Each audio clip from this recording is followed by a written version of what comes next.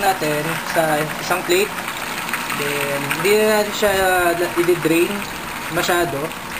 Kasi ilalagay naman natin siya sa oven eh.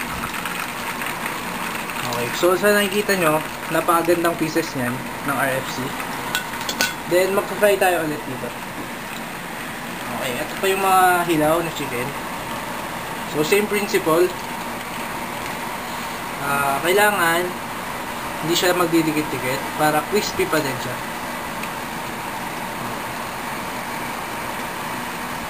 Medyo adjust lang natin kasi medyo malaki yung thigh parts eh.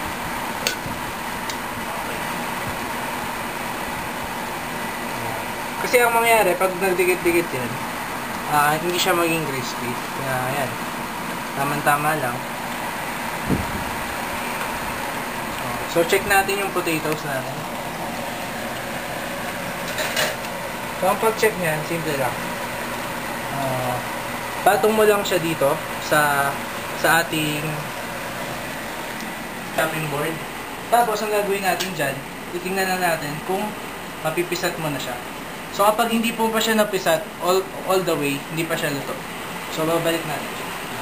Okay, so ngayon mag-chop na tayo ngayon ng broccoli. And ang gagawin natin dyan, 2 quarters lang natin.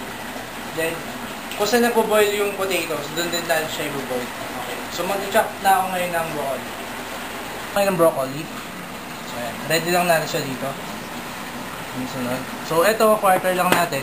So ito, mga pagkaamali ng mga chefs sa panahon ngayon or yung mga nanay na nagluto sa kanila, lagi nilang tinatanggal yung kinaka-core nito. Ayon sa napag-aralan namin sa culinary and sa experience na rin, pwede mo siya kainin eh.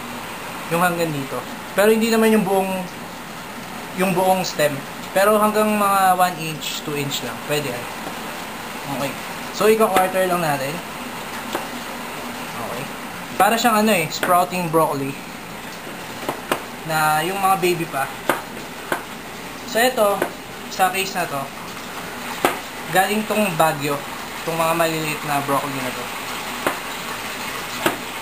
So, ang gagawin natin dito, later, i-blanch lang natin for about 3 minutes. Then, isasotay natin sa butter. So, dito, ilalagay ko na siya doon sa boiling water kasama yung mga potatoes. Okay. So, eto, ilalagay ko na siya doon sa mga potatoes. Okay. Yan. And kanina pala, gumamit tayo ng salted water for the potatoes. Ngayon nag-add tayo ng broccoli. So, lalagyan pa natin ng karagdagang salt. So, yan. So, don't worry about the salt. Kahit marami tayong malagdag, okay lang. Kasi sa tubig lang siya mag-stay. Okay. So, etong chicken, okay na siya. Ihahawin na natin siya. Then, patong natin doon sa mga bodies niya na legs. So ito, last batch na tayo siguro ng RFC. Itong 3 pieces na to, pagkakasyahin natin, diba? Okay. Skin side down.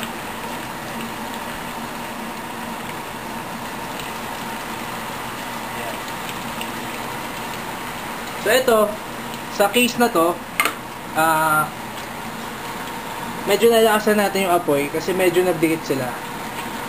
Pero okay pa rin yan. Ma-achieve pa rin natin yung gusto nating crispiness ng skin. Okay? So, dito naman tayo sa broccoli. So, eto, nagbo-boil siya. Same tong ginamit ko. Medyo lulubog mo lang siya. Then, tatakpan natin yan for 3 minutes para medyo mag-steam.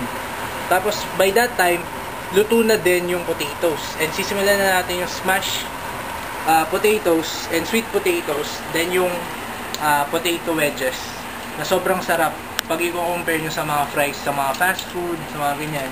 So ito medyo onti lang naman. Onting medyo class yung potato wedges natin. Okay, so hintayin na natin tong chicken. Then pagkatapos nyan, mag-oven na tayo. Okay?